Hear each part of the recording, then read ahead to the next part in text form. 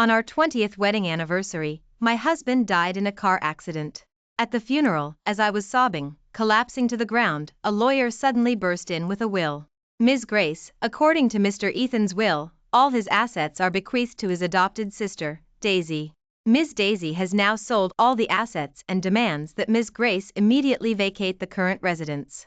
Before I could utter a single word of protest, I was evicted from the house I'd lived in for 20 years. Thrown out alongside me was a box belonging to Ethan. It was full of love letters and intimate photos of him and Daisy. The audacious language and explicit content shattered everything I thought I knew about Ethan. It was then I realized they had been secretly having an affair right under my nose for 20 whole years. Before my tears could dry, I was cornered in an alleyway by employees who had lost their jobs because Daisy sold off the company. Heartless capitalists, give us back our hard-earned money. In the chaos, someone stabbed me straight through the heart and lungs. When I opened my eyes again, I was back on the night before my wedding to Ethan. Grace, do you really think that by trying to win over my parents and getting into Ethan's family, I'd eventually fall in love with you? Don't be delusional. I hate being schemed against. A cunning and deceitful woman like you truly disgusts me. Ethan's cold, hateful words echoed in my ears. I snapped back to reality and gazed steadily at him. Under the sunlight, Ethan wore a custom-tailored dark green suit, his youthful face haughty and noble, untouched by the passage of time.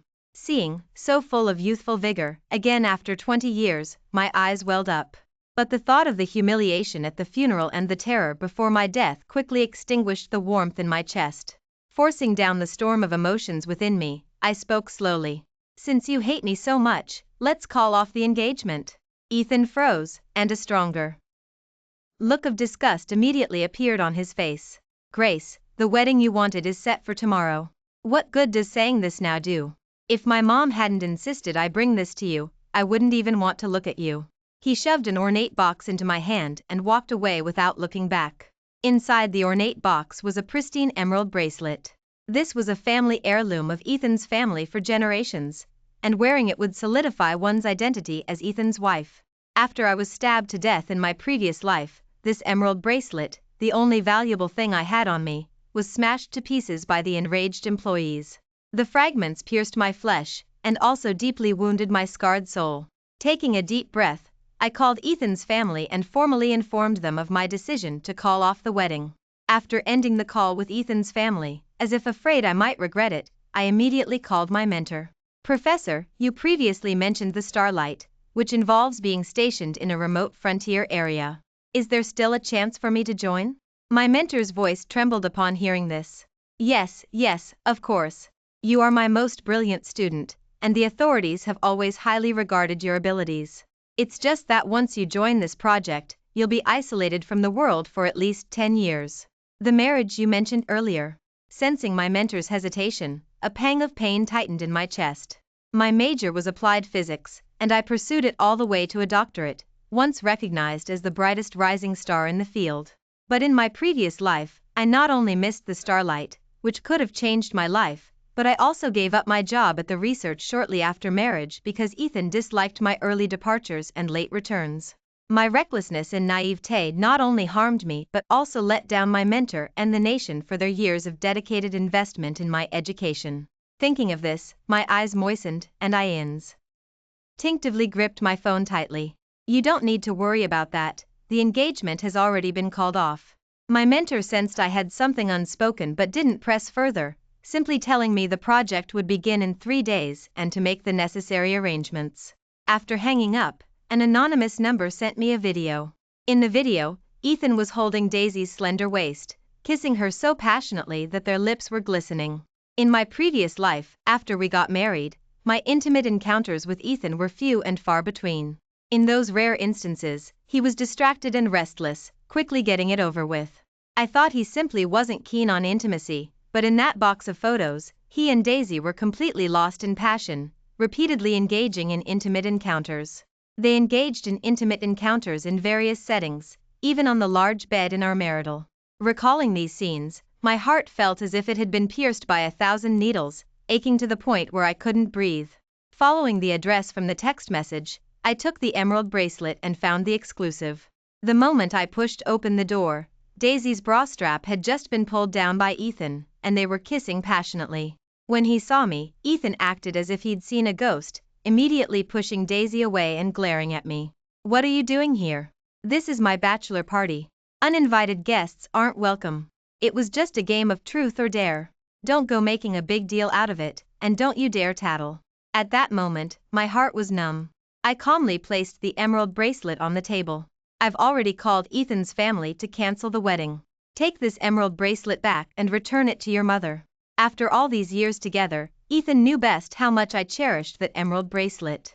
Seeing my action, a flicker of panic crossed his eyes. But just then, Daisy suddenly spoke, feigning vulnerability. "Grace, brother and I really aren't doing anything. Can you please stop making a scene? Mom and Dad will blame us again when we get home." Daisy was always like this, blaming me with self-righteous indignation even when she was in the wrong. From our very first meeting, I'd sensed a strange hostility from her towards me. Yet, to try and bridge the gap, I still gave her $1 million watch as a welcoming gift. I thought it would convey my good intentions, but the next day, Ethan threw the watch back at me. "If you didn't want to give a gift, you shouldn't have. What's the meaning of deliberately giving a fake watch? Are you implying Daisy isn't a true daughter of Ethan's family? Your intentions are truly malicious." You made Daisy cry all day. Even though I repeatedly explained that the watch was purchased from an authorized dealer and couldn't be fake, Ethan didn't believe a word I said. No matter what happened, he would always stand firmly by Daisy's side. My eyes stung with unshed tears. I turned to leave but Ethan grabbed my wrist. "Grace, my patience is limited. Take the emerald bracelet back." Ethan's gaze was cold and severe, his grip on my wrist painfully tight. "I don't have time for your playing games. If you want to get into Ethan's family, cut out these cheap tricks. Don't you know that's what I hate most about you?" A tearing pain ripped through my chest. But even as tears welled in my eyes, I forced a smile and said, "We've known each other for nearly 20 years, and only now do I realize that's how you've always seen me. Don't worry, I won't appear before you again." As I spoke, I slowly pulled my hand from Ethan's grasp. Just as Ethan was about to pursue me, Daisy suddenly clutched her chest. "Brother, my heart hurts so much. It's like Grace scared me." Ethan immediately turned back, sweeping Daisy into his arms. "If you still want our wedding to go smoothly tomorrow, come to the hospital and beg Daisy for forgiveness on your knees." After saying this coldly, he strode out of the private room, carrying Daisy. I was forced to step back, my right shoulder hitting the frame of the wall art, and tears immediately streamed down my face from the pain. "Grace's shoulder is bleeding." Someone nearby gasped.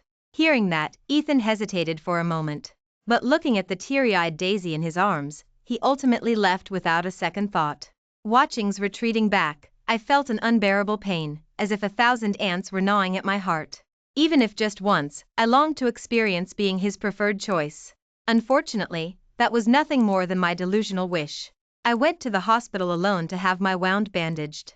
The doctor, seeing the large surface area of the wound, specifically prescribed a skin-repairing gel for recovery, instructing me to apply it externally every day. Just as I stepped out of the clinic, I received a call from Ethan's mother. "Gracie, I just got back from overseas and heard about you calling off the engagement. Has done something to wrong you again?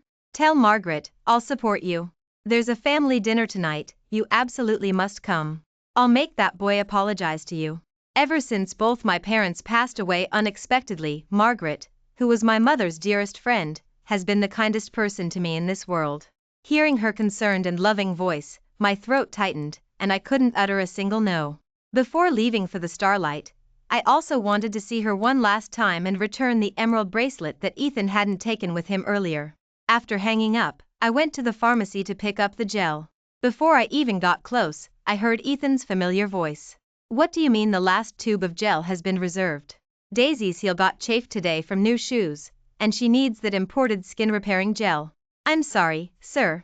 According to our system, this gel has already been purchased by a patient. If you really need it, you can wait by the pickup counter to see if she's willing to transfer it to you." The assistant's voice was tinged with helplessness. "It's all right, brother. As long as you offer enough money, they'll surely be willing to give it to me," Daisy said in a delicate voice. "Besides, if you massage it and blow on it for me, brother, it might not hurt as much." My breath caught in my throat. In my previous life, having spent a lifetime with him, I knew Ethan's fastidiousness all too well. Normally, if he even touched my hand, he'd wrinkle his nose in disgust for ages. Before our few intimate encounters, he would make me scrub myself repeatedly, until a layer of skin peeled off, before he would grudgingly touch me even twice. I even mistakenly thought I had some unpleasant odor, spending a fortune to remove my armpit glands and spraying different cleaners and perfumes daily, yet none of it earned even a hint of satisfaction from him. Now, out in public, how could he possibly be willing to touch someone else's removed shoe? Yet, reality seemed intent on making me realize what a clown I was. From a distance, I saw Ethan kneeling on the ground, carefully taking off Daisy's shoes. Then, as if holding a rare treasure, he cupped her foot in his hand and gently blew on it. Witnessing this scene, I felt an immense sense of absurdity and irony. All the humble efforts I made in my previous life not to offend Ethan's fastidiousness seemed utterly ridiculous at this moment. While I was lost in thought, Daisy noticed me and provocatively curled the corner of her mouth. But when she turned to Ethan, she adopted a weak and pitiful expression. "Oh, Grace, when did you get here? Why didn't you say anything? Brother, let go of me quickly, or Grace will get angry again if she sees you being nice to me. I don't want you two to argue." Ethan, however, maintained his previous posture. "What's there to be afraid of?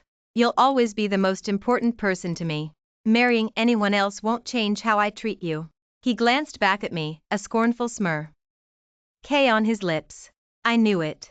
You must have come rushing here to apologize for tomorrow's wedding. If you hadn't scared Daisy just now, she wouldn't have suddenly felt chest pain, and then rushed to explain things to you after recovering, only to accidentally chafe her foot. You've done so many things to wrong Daisy, you might as well get down on your knees and apologize to her now." "That wouldn't be right, brother." Daisy gently bit her lower lip, looking as if she were terribly afraid of me. "I'm just an adopted daughter of Ethan's family, but Grace is the sole heir of the shin.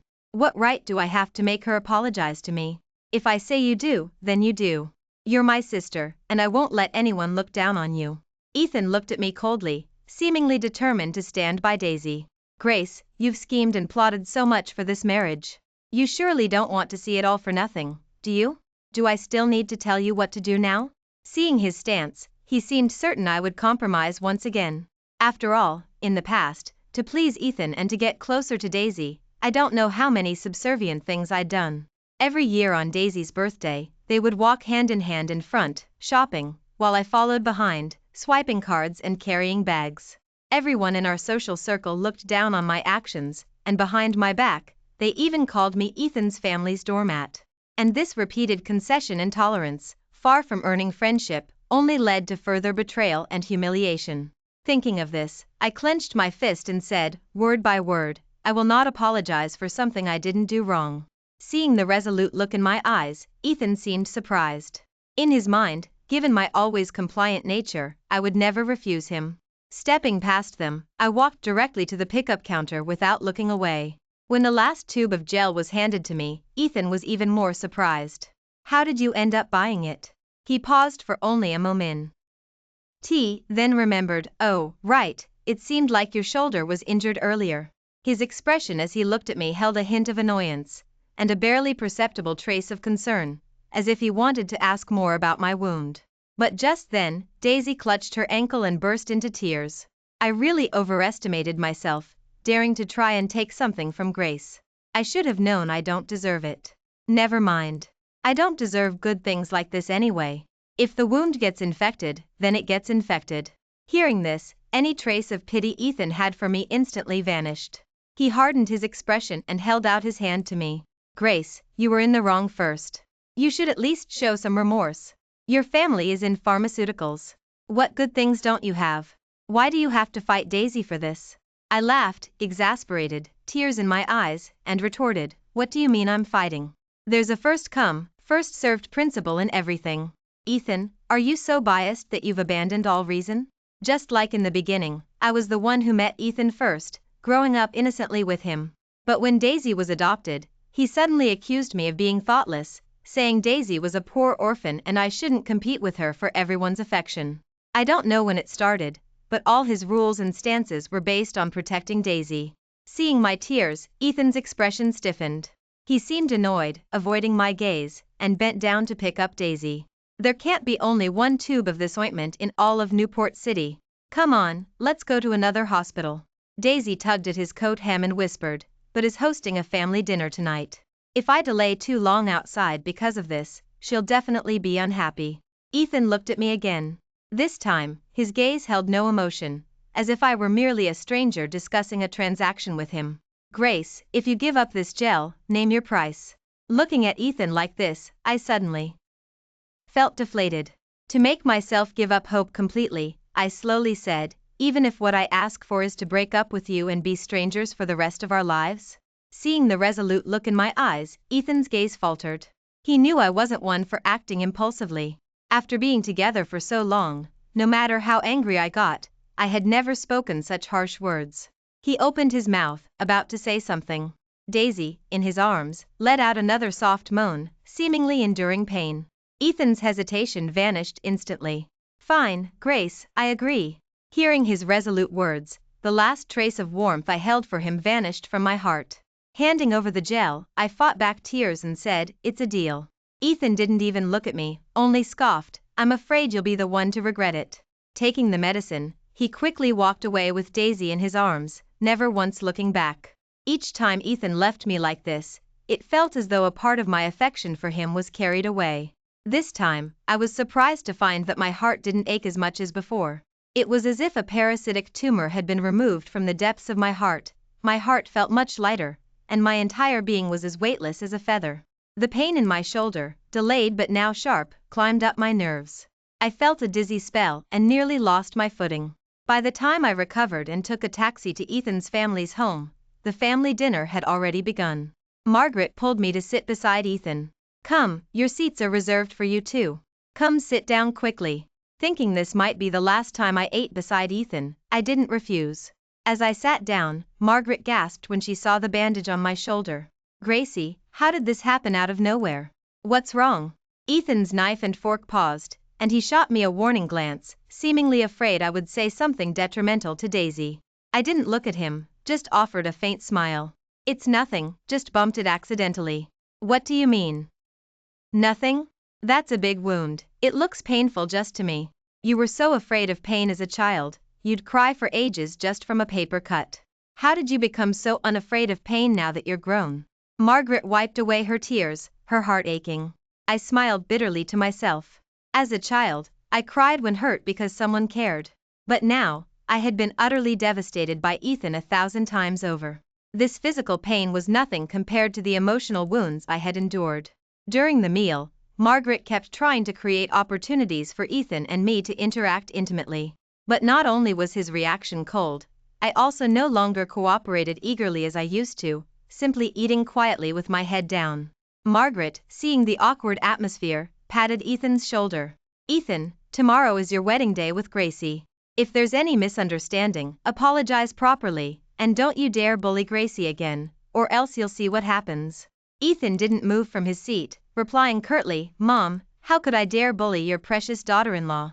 It's her who looks down on me and initiated the breakup herself. Margaret raised her voice, I know Gracie's temper best, it must be you who was in the wrong first. Seeing the tense and hostile dynamic between mother and son, I didn't feel good. Just as I was about to speak, Daisy suddenly stood up, holding Ethan's wine glass. Grace, it's all my fault, every single bit of it. Tomorrow, I'll pack my bags and leave, never to bother you again. Please don't let Mom and Ethan argue anymore. I don't want there to be no peace in this house. She finished, sobbing, then chugged the wine in her glass and ran out, crying. Grace, did you put on this elaborate show just to drive Daisy away? Are you happy now that you've caused such a scene? Let me tell you, if she leaves Ethan's family, you'll never step foot inside our doors either. After saying these harsh words coldly, Ethan immediately ran after her, ignoring even Margaret calling out to him from behind. How did that child become like this? Margaret, fuming, smashed her glass. If I had known this, I never should have agreed to him adopting Daisy. Back then, when Ethan's parents were busy with business abroad, Ethan, after another volunteer trip to the orphanage, insisted on adopting Daisy into the family.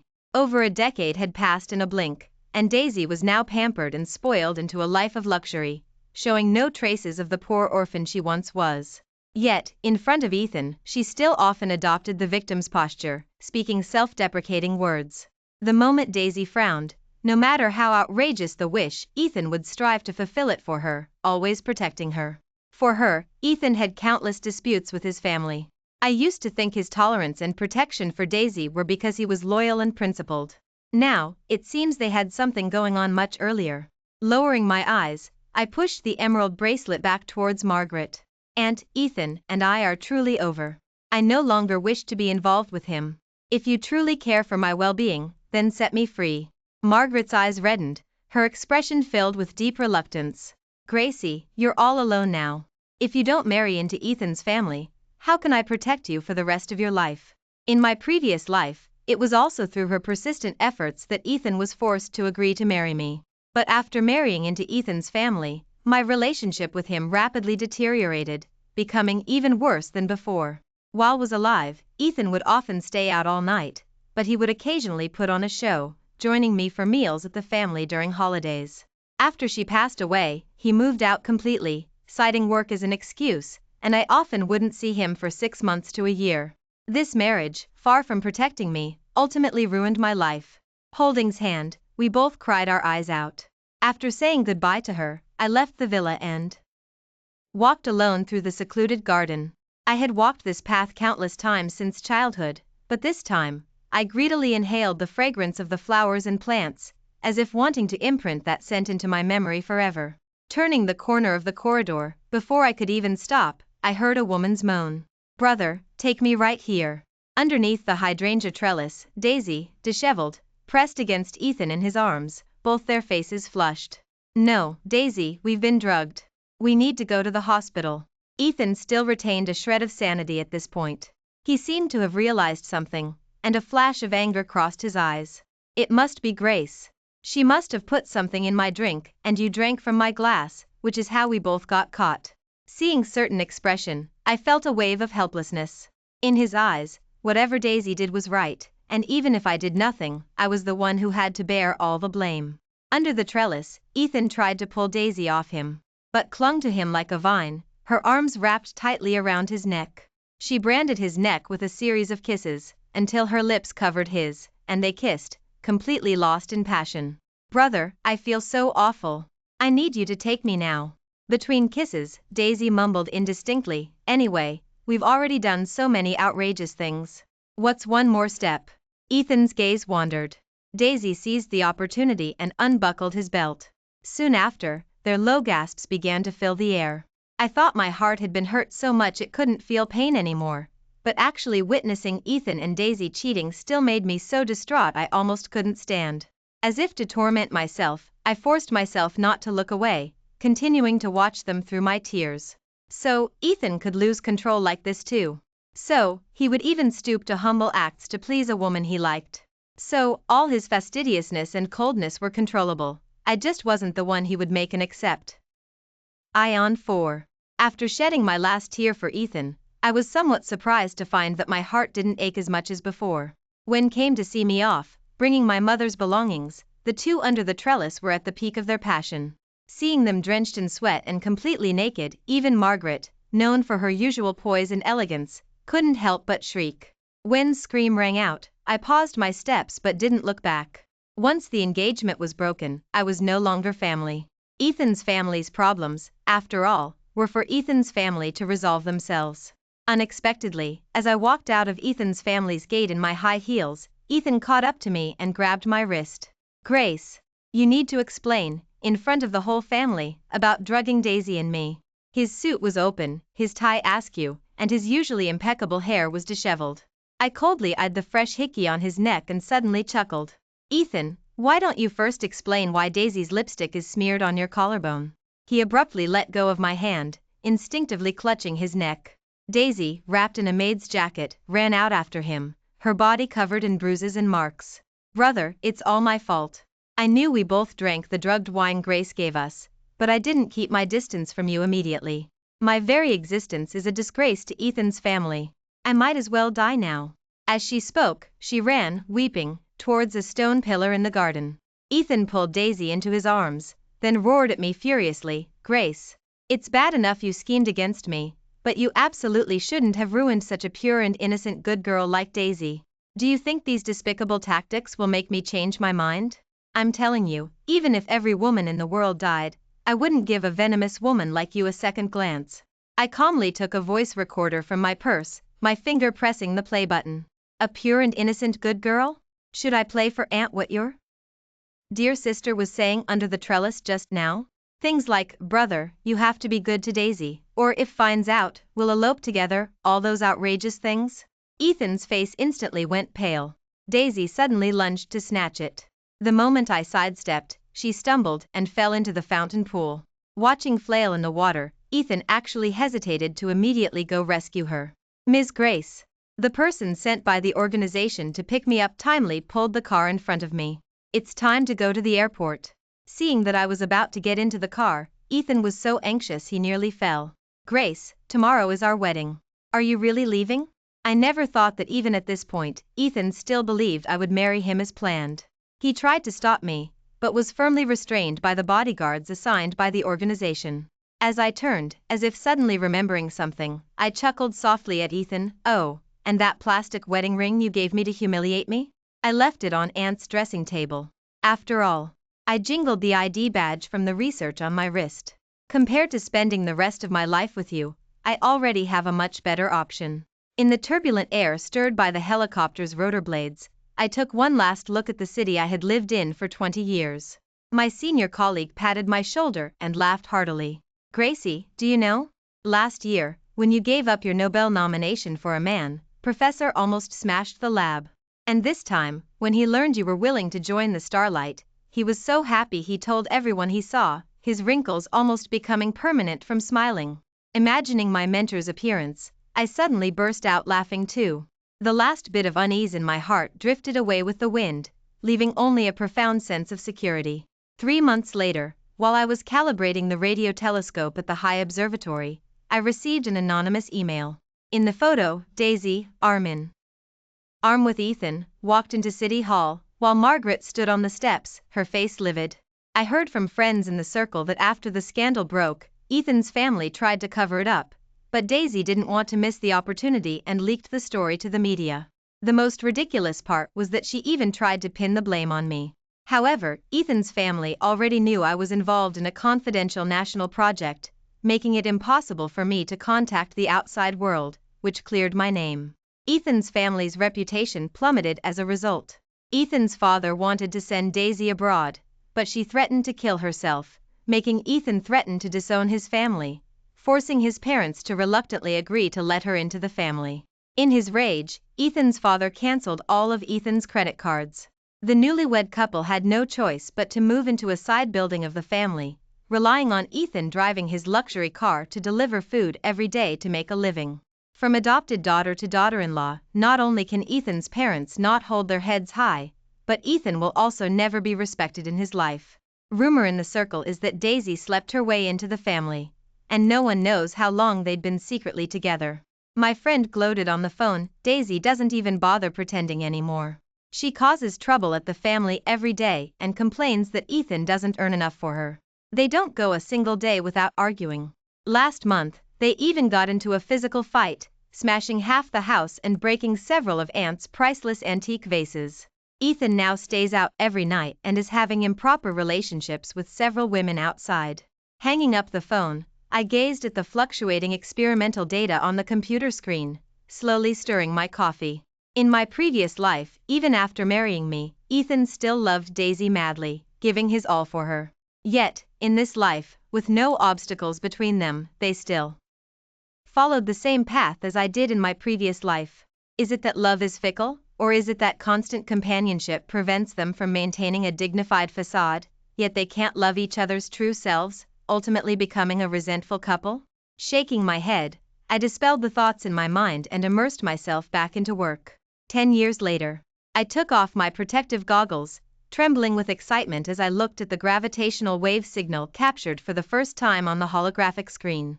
Professor, the national television station wants to interview you. I tidied my hair and offered a composed smile to the camera. When the reporter asked about living in isolation for the past decade, I looked at my mentor's gratified gaze beyond the camera, Some once said I was foolish for abandoning the stars and the ocean for love.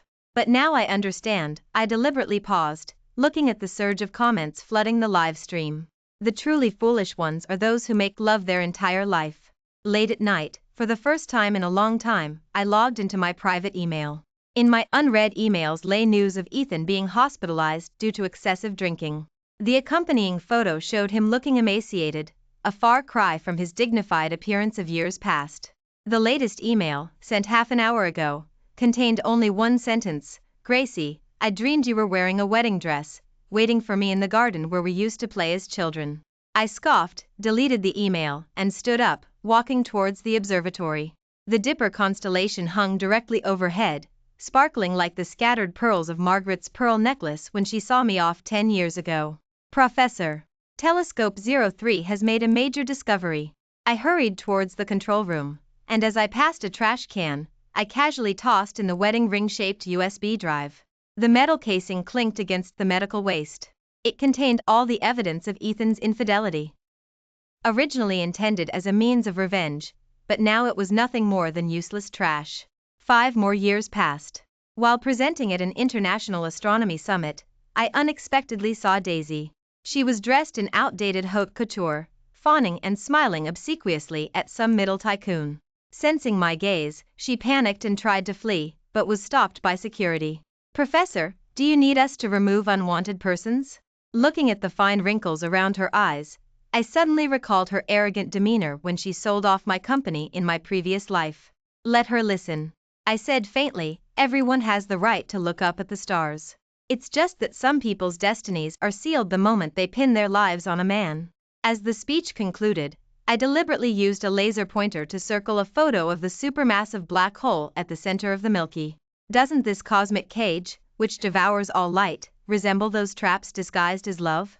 Enthusiastic applause erupted from the audience, but then I spotted Ethan in the crowd. He was sitting in a wheelchair, a faded blanket covering his legs, his right hand still trembling uncontrollably, a permanent nerve damage caused by alcoholism. The moment our eyes met, tears suddenly welled up in his clouded eyes. I turned and walked backstage, leaving him to whimper like a trapped animal behind me. On the day of my retirement, I returned to my alma mater with the latest discovered pulsar signal. In the auditorium, young students cheered, holding a banner that read, "Look up to scientists." Touching the professor badge on my chest, I suddenly recalled my 20-year-old self. If I hadn't given up back then, would I have touched upon the truths of the universe sooner? "Professor." A girl ran up, her face flushed. "Can we take a photo? My grandmother is one of your original fans." I smiled and stood next to her. As the flash lit up, I felt as if my 20-year-old self was passing through a time tunnel, high-fiving me in celebration. Outside the auditorium, the cherry blossoms were falling beautifully. I caught a falling petal, suddenly remembering the night before my wedding, when Margaret had held my hand and said, "Grace, a woman's destiny shouldn't hinge on a man." It turned out she knew all along. My phone vibrated. It was a re-employment offer from a national laboratory. I strode forward into the spring breeze, the hem of my lab coat sweeping up in a graceful arc. Behind me, the dome of the century-old auditorium glowed golden in the setting sun, much like a newly born star in the universe. Thank you for watching today's story. If you enjoyed this video, please like and share it with your friends. We look forward to hearing your thoughts in the comments section. Feel free to share your views, and don't forget to subscribe to our channel for more exciting stories. See you next time.